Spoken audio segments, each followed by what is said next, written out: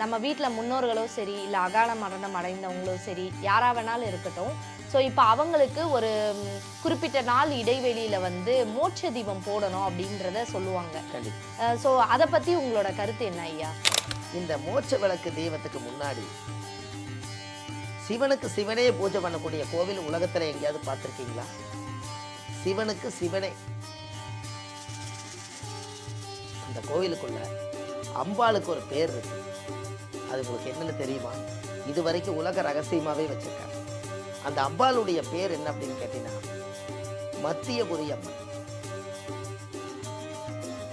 யாருக்கெல்லாம் லக்னம் முடக்கு தோஷம் இருக்குதோ, யாருடைய ஜாதகத்திலெல்லாம் தொழிலை இழந்திருக்கீங்களோ, யாருக்கெல்லாம் திருமணம் ஆகாமல் இருக்குதோ, யாருக்கெல்லாம் குழந்தை பாக்கியம் கிடைக்கலன்னு கரு அழிஞ்சு போகுதோ, இத்தனை பேர் ஒரு முறை அந்த மண்ணை மிதிச்சுக்குவாங்க. ஓஎஸ் பக்தி நேயர்களுக்கு வணக்கம். நான் உங்கள் அபிநயா. இன்னைக்கு நம்ம கூட நிகழ்ச்சியில இணைந்திருக்கிறது யாரு அப்படின்னு பாத்தீங்கன்னா, பாரம்பரிய திருவள்ளுவர் குல வம்சம் டாக்டர் சுபம் மாரிமுத்து ஐயா அவர்கள். வணக்கம் ஐயா. ஆமா, வணக்கங்கம்மா. ஐயா, இப்போ வந்து நம்ம வீட்டில் முன்னோர்களோ சரி, இல்லை அகால மரணம் அடைந்தவங்களோ சரி, யாரா வேணாலும் இருக்கட்டும்.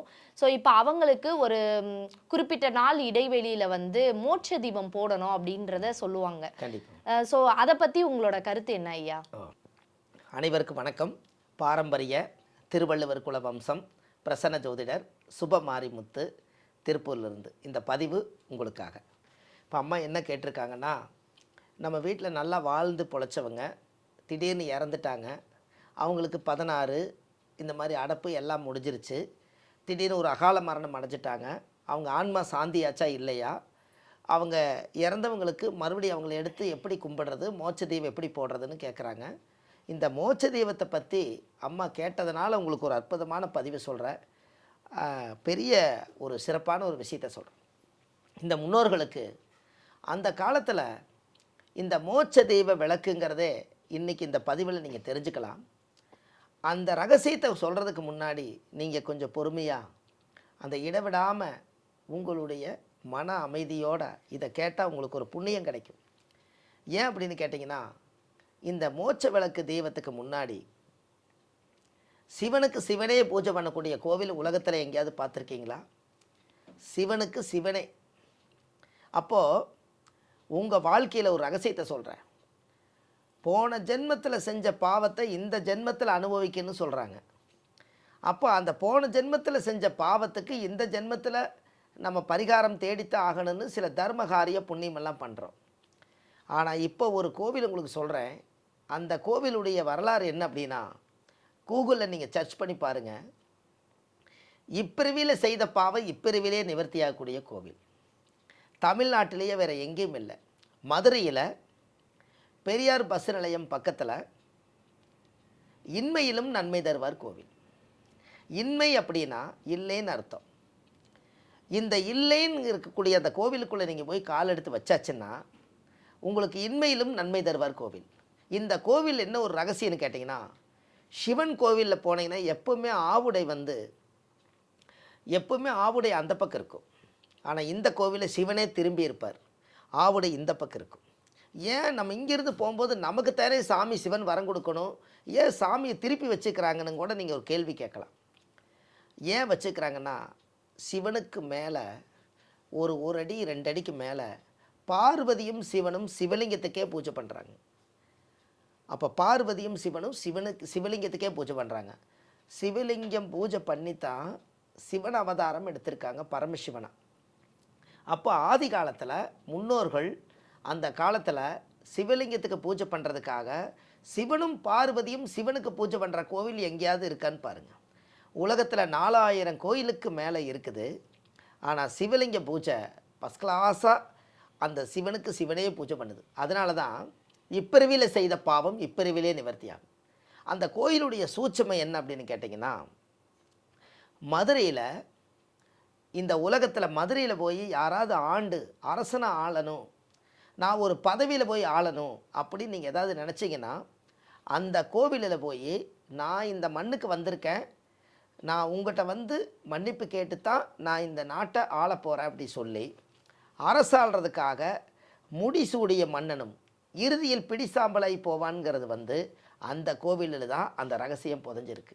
அதனால் முடிசூடி அந்த நாட்டை அரசு ஆதிக்கம் பண்ணுறதுக்கு மதுரையில் யார் பதவி வாங்கிட்டு வந்தாலும் அந்த கோவிலில் வச்சு தான் முடிசூடி சாமிகிட்ட தேங்காவில் உடைச்சி உங்களுடைய ஆசீர்வாதத்தில் இந்த நாட்டை நான் ஆள போகிறேன், இந்த மதுரையை ஆள போகிறேன்னு அங்கே தான் 4000 வருஷத்துலேருந்து அந்த கோவிலை இன்னைக்கு வரைக்கும் முடிசூடக்கூடிய சக்தி அந்த கோவில் தான் உருவாச்சு.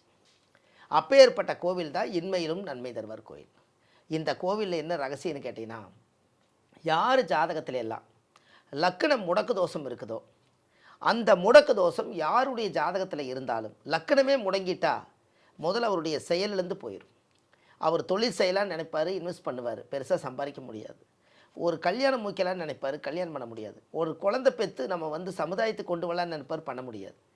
அப்போ அந்த காலத்தில் எல்லாத்தையுமே முடக்கி வச்சிருக்கக்கூடியது, ஜாதகத்தவே முடக்கி வச்சிருக்கக்கூடிய கோவிலுக்கு நம்ம ஜாதகத்தில் முடக்கு தோஷம் இருந்தால் அந்த முடக்கு தோஷத்தை கண்டிப்பாக அது சுத்தப்படுத்துறது இன்மை நன்மைதேவர் கோயிலில் போய் உங்கள் ஜாதகத்தை கொண்டு போய் வச்சு சாமிக்கு தேங்காய் பழம் பூ மாலை கல்கண்டு வாங்கி அர்ச்சனை பண்ணி அந்த கோவிலில் 1 மணி நேரம் உட்காந்து சாமி கும்பிட்டு வந்தீங்கன்னா உங்கள் ஜாதகத்தில் இருக்கக்கூடிய முடக்கு தோஷை நிவர்த்தி பண்ணக்கூடிய கோவில். அந்த காலத்திலேயே இந்த முடி சூடக்கூடிய பவரையும் அங்கே தான் வச்சுருக்காங்க. இப்பிறவியில் செய்த பாவை இப்பிறவிலே நிவர்த்தி பண்ண கோயிலும் அங்கே தான் வச்சுருக்காங்க. அந்த காலத்தில் ஆதி காலத்தில் முன்னோர்கள் இந்த கோவிலை வச்சுருக்காங்க. இந்த கோவிலில் என்ன ஒரு சக்தினா, யாருடைய ஜாதகத்தில் எல்லாம் முடக்கு தோஷம் இருக்குதோ அவங்க வீட்டில் முன்னோர்களுடைய சாபம் இருக்கும். ஏன் முன்னோர்கள் சாபம் இருக்குதுன்னா, முதல் முடக்கு தோஷமே எப்படி வருது, சூரியன் எந்த நட்சத்திரத்தில் இருக்கிறாரோ அந்த வீட்டுக்கு உண்டானவர், சூரியன் என்ற நட்சத்திரத்துக்கு அந்த வீடு வந்து கணக்கு போட்டு சில வீடு வந்து முடங்கிடும். அந்த முடக்கு தோஷம்தான் அந்த ஜாதகத்தினுடைய விதி. அப்போ சூரியன் அப்பா, அப்பாவோட உயிர் கருவோய் அம்மா கர்ப்பத்தில் வச்சு தானே ஒரு குழந்தை வெளியே வருது. அப்போ கரு உருவாகும் போதே கர்மா உருவாயிரும். அப்போ இந்த ஜாதகத்தில் நம்மளோட முன்னோர்கள் கர்மாவை எல்லாம் இந்த முடக்கு தோஷம்தான் நம்மளை இழுத்து பிடிச்சி வச்சு நம்ம திறமையெல்லாம் வெளியே விடாமல் நம்மளை காலங்காலமாக கொண்டு போயிடும். அப்படிப்பட்ட முடக்கு தோஷத்துக்கு ஒரே கோவில் தமிழ்நாட்டுக்குள்ளே இன்மையிலும் நன்மை தருவார் கோயில் தான்.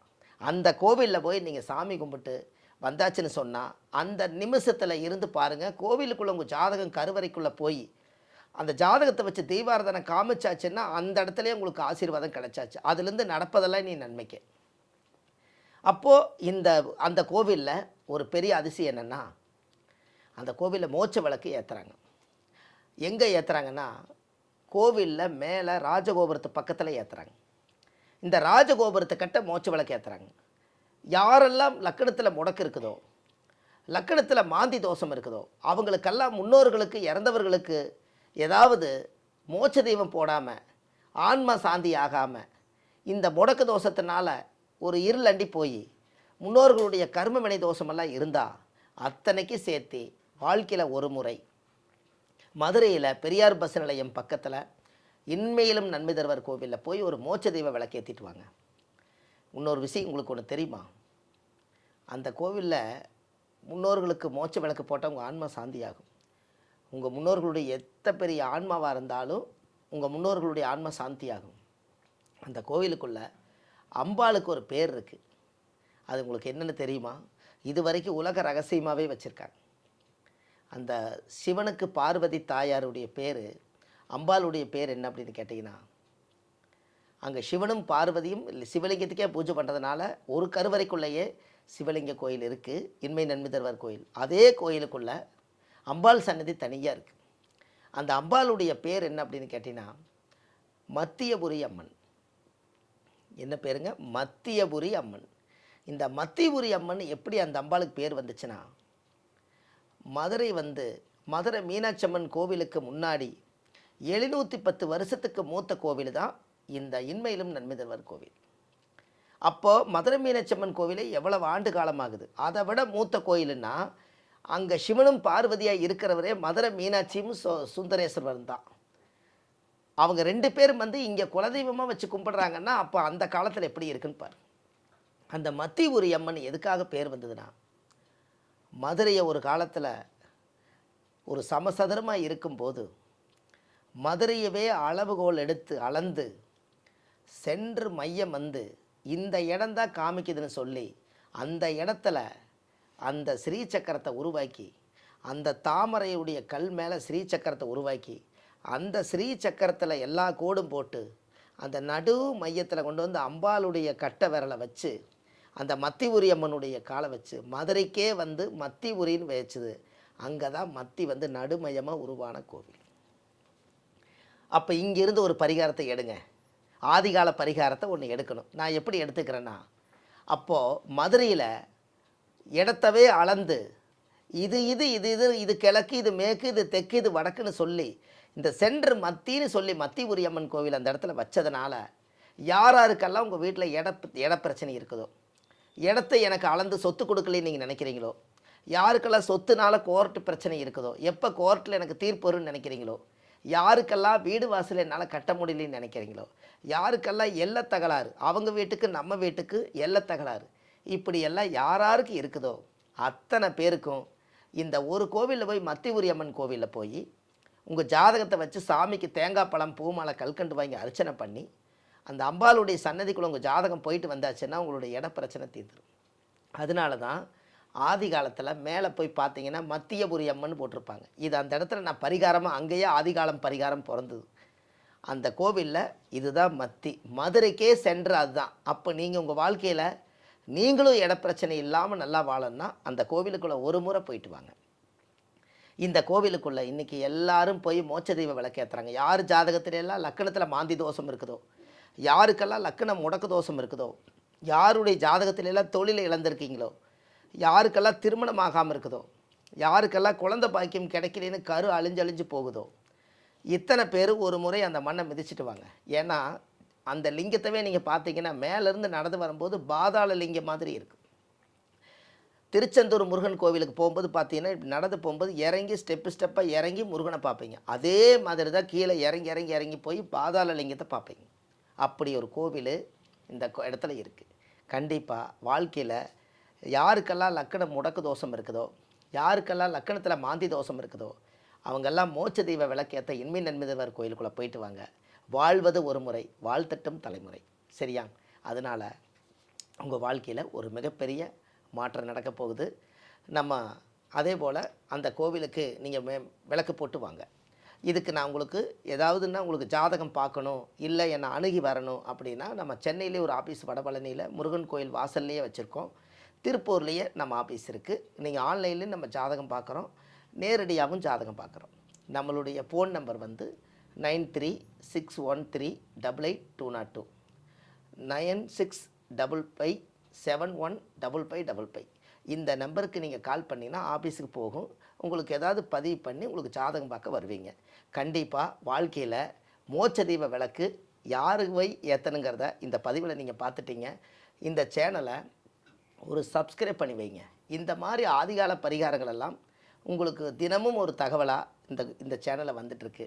கண்டிப்பாக நீங்கள் பலனடைன்னு சொல்லி அடியேன் சுப மாரிமுத்து மனதார உங்களோட வாழ்த்துக்கள் தெரிவிக்கிறேன். வாழ்வது ஒரு முறை, வாழ்த்தட்டும் தலைமுறை. நன்றி, வணக்கம். ரொம்ப நன்றி ஐயா. மோட்ச தீபம் பற்றி எங்களுக்கு ரொம்ப தெளிவான பதிவை கொடுத்தீங்க. அதுக்காக ரொம்ப நன்றி. ரொம்ப நன்றிங்கம்மா. வணக்கங்க. இந்த நிகழ்ச்சியை பற்றிய உங்கள் கருத்துக்களை கீழிருக்கும் தொலைபேசி எண் மற்றும் மின்னஞ்சலில் தெரிவிக்கலாம்.